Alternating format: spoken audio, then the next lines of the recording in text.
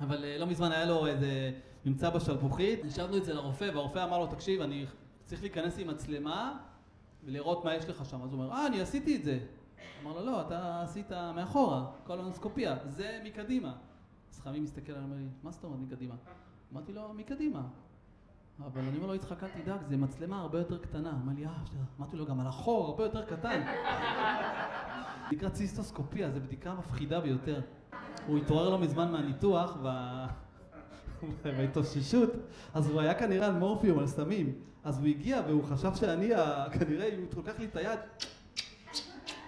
ואני כזה מבסוט, וואי, איזה יופי, יאללה, תמשיך, תוסיף עוד דברים לצבא, מעולה, נשק אותי וזה, לא, יצחק, אתה קולט שאני לא אשתך.